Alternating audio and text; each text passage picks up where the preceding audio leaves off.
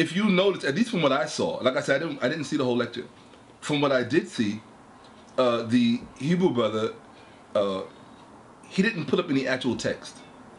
He put up something that could have been misconstrued as homosexuality. What I did see him put up was, he put up a phallic, a deity shown in phallic form, or it's called ichthyophallic form, where it showed the phallus elongated, right?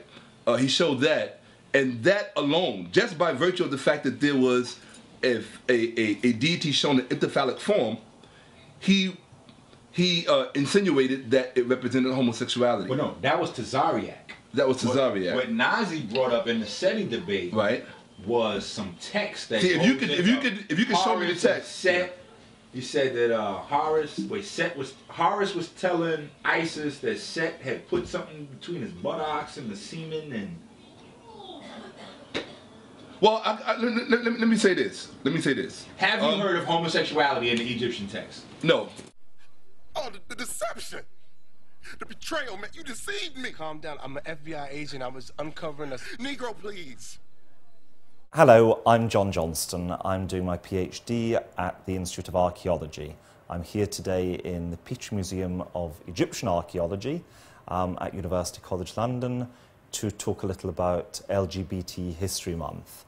This is the third occasion now that the museum has celebrated LGBT History Month. On the first two occasions, we held some special lectures, and on this occasion, we've devised a trail of various objects dotted around the museum, which help to illustrate various aspects of LGBT history in the ancient world.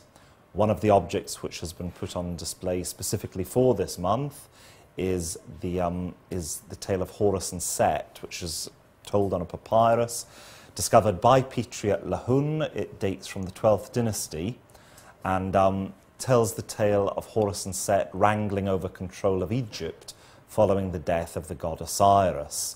After many years of this wrangling, Set decides to change his tack and attempts to bed the god Horus, flattering him, telling him that he has beautiful buttocks and muscular thighs.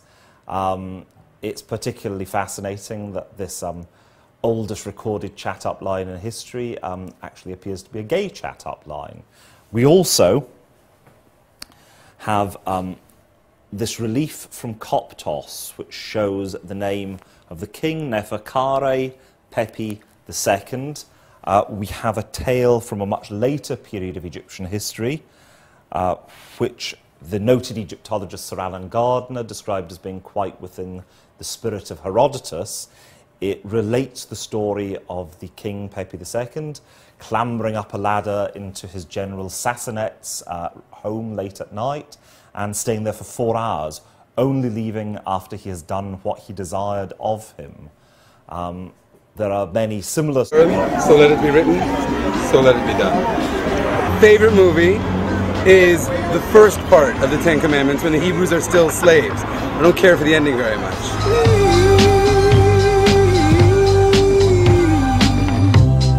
In the Egyptian text? No. Of ancient Egypt. Ancient Egypt, within their religion, sexuality was vast and it was practiced. For example, the god Osiris had sexual relationships with his sister, the goddess Isis, and she conceived the god Horus, the one with the head of an eagle. Now, why I'm saying this is that you try to understand that the way that we think about sex is not the way that they thought about sex. They would allow many more things that we would perhaps allow today as well. But in Egypt, all kinds of sexual relationships were practiced. The Egyptians believed in sex in the afterlife. For example, sex was not taboo. Even the Egyptian religion was filled with tales. That's the religion of their gods, were filled of tales of adultery, incest, homosexuality, and masturbation, and then the hints of necrophilia for the gods. And on the right we have a picture of the Nile god, which is a male-female picture of the god. It's a combination figure that we have there. Writing in Egypt, in the top we have the writing for a male. You will see the sexual organ there with a man on his knees. And the second one, the one for women. That was the writing that is used. And then at the bottom, there is the male without the sexual organs, which then depicts the homosexual person in the writings of Egypt. There's a tomb in Egypt for two homosexual people. It is the tomb of Nyan-Kamum and Khnum-Hotep. They were manicurists and hairdressers, and that is just a picture drawn from the murals that we have there. So there's a specific tomb that was dedicated and where the bodies, the mummies of these two men is lying. Nefertiti, the beautiful one, is just a queen of that time, but on the right-hand side we again have a picture of the two men walking, holding hands. So we find in Egypt that homosexual conduct was not a foreign thing. There's even a tomb, there are murals, there are many more pictures, I've not shown you all, of these two men and the way that they conducted them.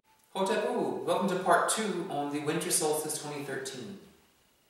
I wish to give you now the song that we sing to the ancestors, a song that inspires them on the other side and inspires us to take care of them on the other side.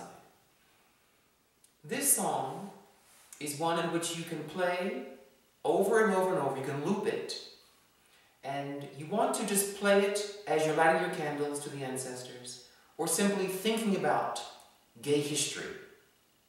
During the 4 nights of the winter solstice, December 21st to 24th, play this song in the evening and just think about the gay ancestors, our history, and our struggle.